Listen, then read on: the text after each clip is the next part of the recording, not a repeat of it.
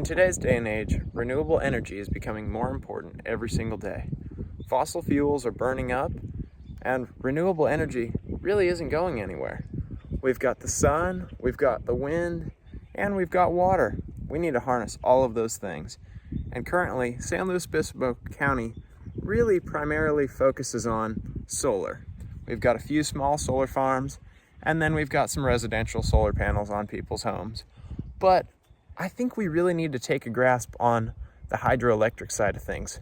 So today I'm going to go over a little bit about what hydroelectric is, and we're going to show you what I think could be turned into one of the most profitable and beneficial things for San Luis Obispo County. Today we're out at Santa Margarita Lake, and we are headed to go find Santa Margarita Lake Dam. This is the dam that holds up the Salinas River and holds back millions of gallons of water. So let's go check it out.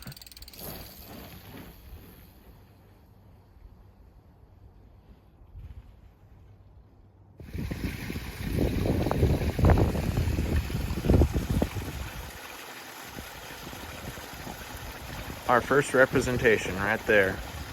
Haven't even gotten close to the dam, but we can see the simple fact that water likes to move downhill. Can we harness that? You bet we can.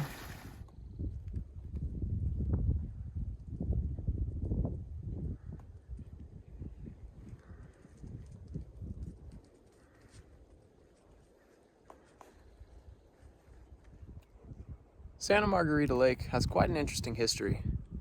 For hundreds of thousands of years, this valley here flowed the Salinas River from Pozo, California to Monterey Bay. Now you can see things look a bit different. You've got a county park surrounding me right now.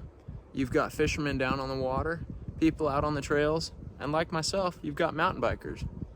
But none of this would be here without the war. In 1941, there was a rushed project. This project was the Santa Margarita Lake Dam. This dam was expected to take about a year to build, but was rushed into a 6-month process. And this needed to get done quick to supply the men in Camp San Luis with water. Camp San Luis sits just out beyond Cal Poly's campus, headed towards Morro Bay.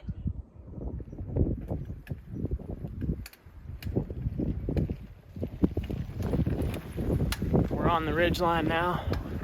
We should be getting close to seeing the dam.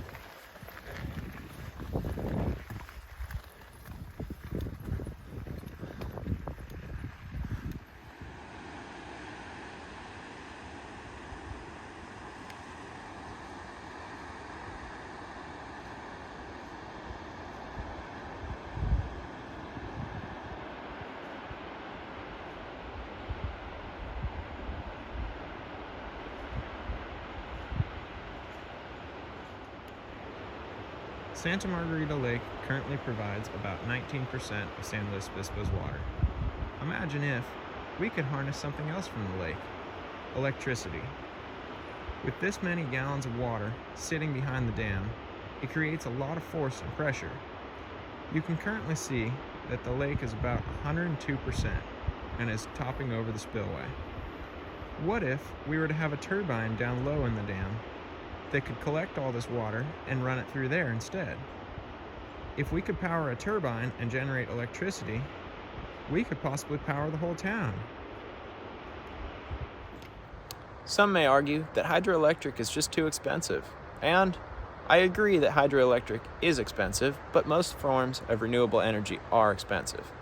However, hydroelectric has a benefit that wind and solar really just can't substitute. For solar, the main issue you fight is you can only get energy at certain times of the day.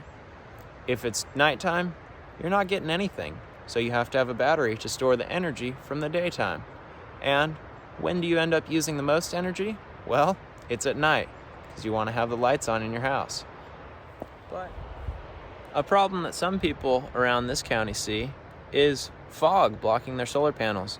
If you live in any of the coastal towns such as Cambria, Morro Bay, Los Osos, you've definitely experienced the morning fog. And sometimes that morning fog, it'll last all day. If you solely depend on the solar panels, you don't have a way of getting any more energy. Say you charge up on a sunny day and you have your batteries full, you get 2 foggy days, well, you're out of luck. You're out of power and you're going to have to rely on what the grid is producing. But hydroelectric, things look a little different. All that water we can see down there, that is essentially our battery. It's not energy that has been made yet and stored into a battery, but it is our battery bank. Whenever we want, if we were to have a hydroelectric plant here, we could turn that plant on and release water from the dam and create electricity whenever the demand is high. So, at nighttime, when the demand is high, open the gates, let the water out. But when demand is low in the middle of the day, maybe just produce a little electricity. You don't need quite all of that. The great part is, we already have the dam.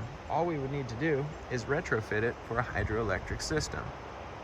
The dam already has a very tall wall with a lot of water pressure behind it. It has 3 intakes in the lake, 1 fixed intake and 2 rubber hoses. These intakes currently lead into the pipes that go to San Luis Obispo. Next, we would need to convert 1 or multiple of those intakes to shoot towards a turbine. Between the intake and the turbine, we would need the penstock. The penstock is a long straight tube that gets the velocity of the water going, so when it hits the turbine, it is going at a very high rate. So, once the water hits the turbine would spin a generator. This generator would supply electricity, and the electricity would flow in power lines all the way to San Luis Obispo. One interesting fact about this dam is that you can see the concrete. It protrudes about 20 or so feet vertically above the current water line. That was originally planned for a steel gate going across the spillway. If that steel gate was in place in the spillway there, this dam would be able to almost double the capacity of Santa Margarita Lake.